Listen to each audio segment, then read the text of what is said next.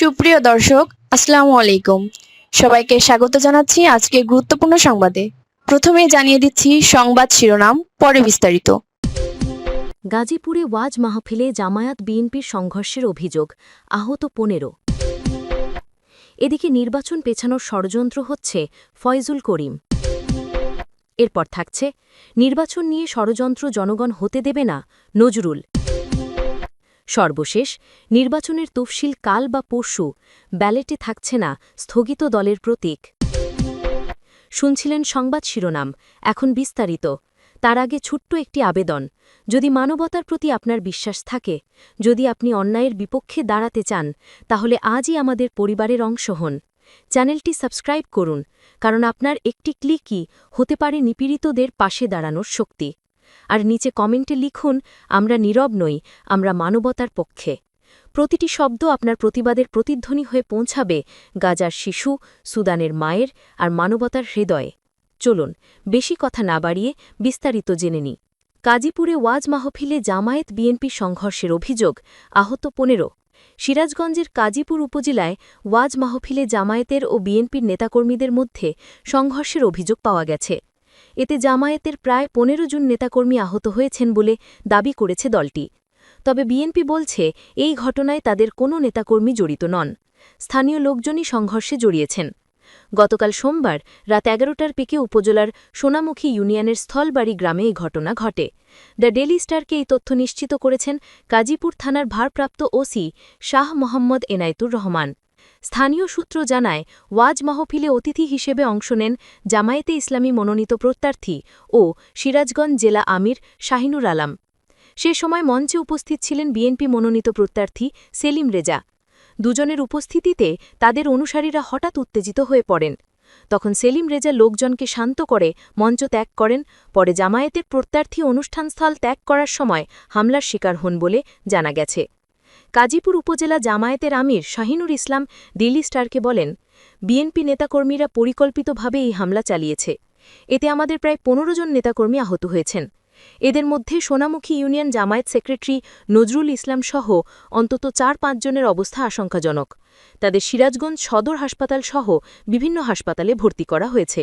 এ বিষয়ে বিএনপি নেতা সেলিম রেজা ডেইলি স্টারকে বলেন, জামায়াতের প্রত্যার্থী শক্তি প্রদর্শনের উদ্দেশ্যে পার্শ্ববর্তী উপজেলা থেকে জামায়াতের ক্যাডার বাহিনী ও কিছু আওয়ামী কর্মী নিয়ে স্লোগানরত অবস্থায় মাহফিলে উপস্থিত হন। স্থানীয়রা বিষয়টি ভালোভাবে নেননি। পরে তা সংঘর্ষের রূপ নেয়। হামলার সঙ্গে বিএনপির কোনো সম্পৃক্ততা নেই বলে দাবি করেন তিনি। ওসি শাহ মোহাম্মদ এনায়েতুর রহমান বলেন, সংঘর্ষের ঘটনায় এখনও কোনো লিখিত অভিযোগ পাওয়া যায়নি। অভিযোগ পেলে তদন্ত সাপেক্ষে ব্যবস্থা নেওয়া হবে। দিকে নির্বাচন পেছানোর ষড়যন্ত্র হচ্ছে, ফয়জুল করিম। ত্রয়োদশ জাতীয় সংসদ নির্বাচন পেছানোর ষড়যন্ত্র হচ্ছে।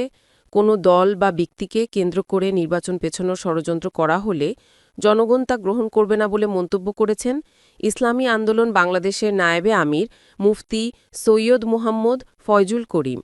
মঙ্গলবার বিকেলে নারায়ণগঞ্জের কেন্দ্রীয় শহীদ মিনার আয়োজিত নির্বাচনী জনসভায় প্রধান অতিথির বক্তব্যে তিনি এ মন্তব্য করেন। এ সময় তিনি আগামী ফেব্রুয়ারির প্রথম দিকে নির্বাচনী গুরুত্ব তুলে ধরে বলেন, আগামী সংসদ নির্বাচনে লেভেল প্লেয়িং ফিল্ড তৈরি করতে হবে। অন্তর্বর্তীকালীন সরকার যদি নিরপেক্ষ ও গ্রহণযোগ্য নির্বাচন দিতে না পারে, তাহলে জনগণ এ সরকারকে ক্ষমা করবে না। এই নির্বাচনে কোনো পেশিশক্তি, দখলবাজি, মারামারির চেষ্টা করলে তাদের উৎখাত করা হবে বলে হুঁশিয়ারি করেন তিনি। ফয়জুল করিম বলেন, দেশের জনগণ আর চাঁদাবাজ, সন্ত্রাস ও দুর্নীতিবাজকে ভোট দিতে চায় না। জনগণ তার পছন্দের ব্যক্তিকে যাতে ভোট দিতে পারে, সরকারকে সেই পরিবেশ সৃষ্টি করতে হবে বলে জানান তিনি। জনসভায় আরও বক্তব্য রাখেন ইসলামী আন্দোলন বাংলাদেশের প্রেসিডিয়াম সদস্য অধ্যাপক মাহবুবুর রহমান, সিনিয়র যুগ্ম মহাসচিব মাওলানা আতাউর রহমান, নারায়ণগঞ্জ মহানগর কমিটির সভাপতি ও নারায়ণগঞ্জ ৫ আসনের মনোনীত প্রার্থী মুফতি মাসুম বিল্লাহ এবং নারায়ণগঞ্জ ৪ আসনের মনোনীত প্রার্থী মুফতি ইসমাইল সিরাজি সহ কেন্দ্রীয় ও স্থানীয় নেতারা। এর আগে জনসভায় বিভিন্ন এলাকা থেকে মিছিল নিয়ে যোগদান করেন দলটির নেতাকর্মীরা।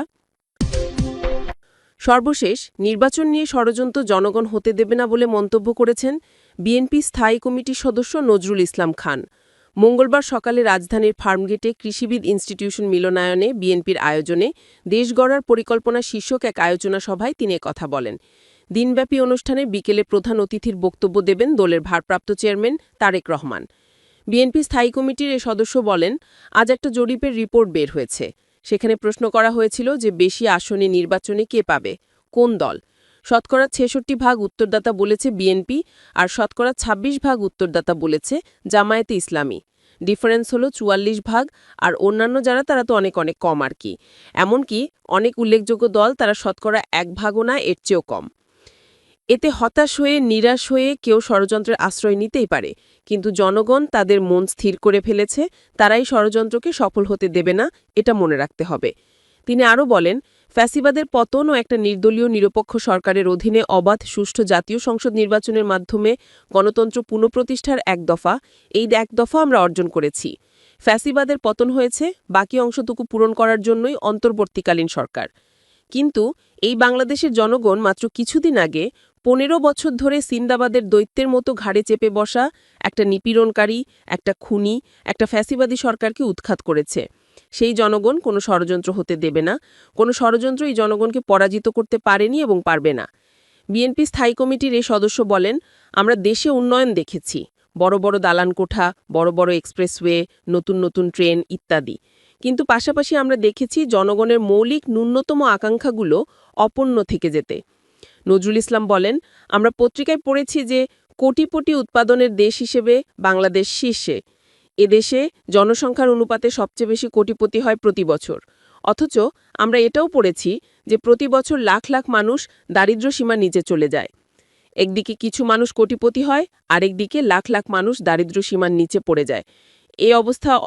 এ অবস্থা গ্রহণযোগ্য না, এটাকে উন্নয়ন বলে না।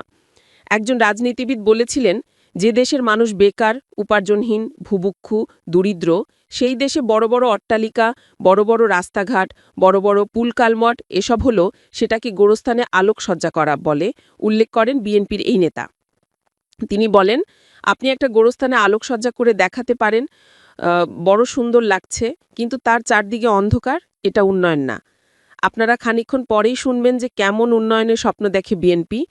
উল্লেখ করেন নজরুল ইসলাম, বলেন, খালি বললেই তো হবে না যে আমরা দেশের মানুষকে শিক্ষিত করতে চাই, কিভাবে শিক্ষিত করবেন? আমরা দেশের মানুষের উপার্জন বাড়াতে চাই, কিভাবে করবেন? আমরা কর্মসংস্থান সৃষ্টি করতে চাই, আমরা নারীদের অধিকার নিশ্চিত করতে চাই, কিভাবে করবেন? আমরা স্বাস্থ্যসেবা নিশ্চিত করতে চাই জনগণের জন্য। দেশ গড়ার পরিকল্পনা শীর্ষক কর্মসূচির বাস্তবায়ন কমিটির আয়োজক দলের জ্যেষ্ঠ যুগ্ম মহাসচিব রুহুল কবির রিজভী সভাপতিত্বে ও যুগ্ম মহাসচিব হাবিবুন্নবী খান সোহেলের সঞ্চালনায় জাতীয়তাবাদী ছাত্র দলের নেতাকর্মীরা এতে অংশ নেন।